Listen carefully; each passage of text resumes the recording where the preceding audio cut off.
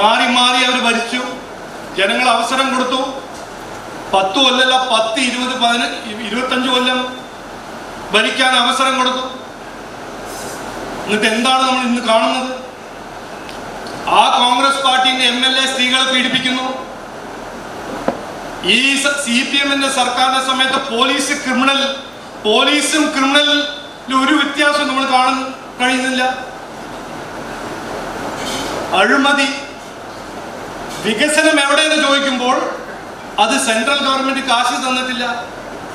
Pension എവിടെയെന്ന് ചോദിക്കുമ്പോൾ central government കാശ് തന്നിട്ടില്ല. ആശാ വർക്കേഴ്സിന്റെ ശമ്പളം വർദ്ധിക്കാൻ അവർ ആഗ്രഹിക്കുമ്പോൾ അവിടുന്ന് കാശ് കിട്ടിയിട്ടില്ല. പിന്നെ എന്തിനാ ഇവര് ഭരിക്കുന്നത്? രാജ്യം മുന്നോട്ട് കുതിക്കുമ്പോൾ കേരളം പിന്നോട്ട് പോവുകയാണെന്ന് പറഞ്ഞ രാജീവ് ചന്ദ്രശേഖർ ഓരോ വിഷയങ്ങളും ഉണ്ടാക്കി ജനങ്ങളുടെ ശ്രദ്ധ തിരിക്കുവാനാണ് LDFും UDFും ശ്രമിക്കുന്നതെന്നും ആരോപിച്ചു. ജനങ്ങളെ വിഡ്ഢിയാക്കുന്ന കാലം കഴിഞ്ഞു. വികസിത കേരളമാണ് തങ്ങൾ ലക്ഷ്യം വയ്ക്കുന്നത്. അടുത്ത 3 മാസം വീടാന്തരം കയറി BJP വികസിത സന്ദേശം പറയും. BJP വർഗീയ പാർട്ടിയാണെന്ന് CPMും UDFും വ്യാജ പ്രചരണം നടത്തുകയാണ്. പ്രീണന രാഷ്ട്രീയമാണ് ഇരുകൂട്ടരും നടത്തുന്നതെന്നും രാജീവ് ചന്ദ്രശേഖർ ആരോപിച്ചു. BJP ഒരു വർഗീയവാദി പാർട്ടിയാണ്. BJP ഒരു കമ്മ്യൂണൽ പാർട്ടിയാണ്.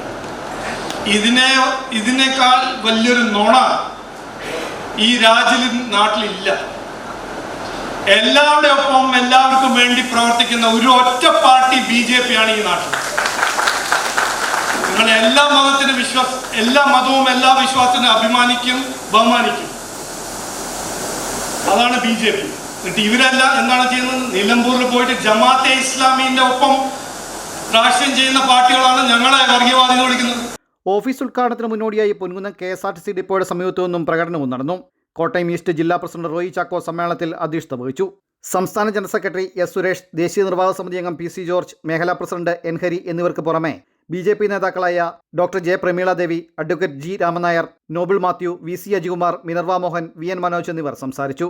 അടിയന്തരാവസ്ഥക്കാലത്തെ പോരാളികളെ BJP സംസ്ഥാന അധ്യക്ഷൻ പൊന്നാടി അണിയിച്ചും ഓണക്കോടി നൽകിയും ആദരിച്ചു.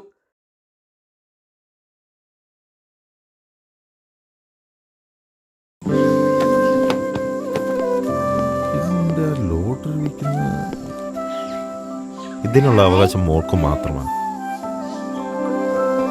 ഇതെന്താ കുഞ്ഞേ സംഭവം? ജോർജേട്ടാ, കഴിഞ്ഞ ദിവസം അവർ ഷോപ്പിൽ വന്നിരുന്നു. ഒരു കമ്മല് കൊടുക്കാനുണ്ടായിരുന്നു.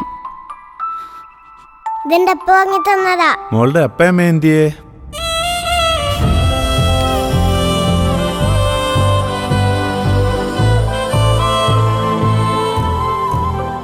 കുഞ്ഞിന്റെ കണ്ണിലെ സന്തോഷം കണ്ടോ? അത് മതി ഈ അച്ചായന്. കുഞ്ഞിന് നന്മയെ വരൂ. സ്നേഹത്തിന്റെയും പ്രതീക്ഷയുടെയും യഥാർത്ഥ മൂല്യം അച്ചയൻസ് ഗോൾഡ്.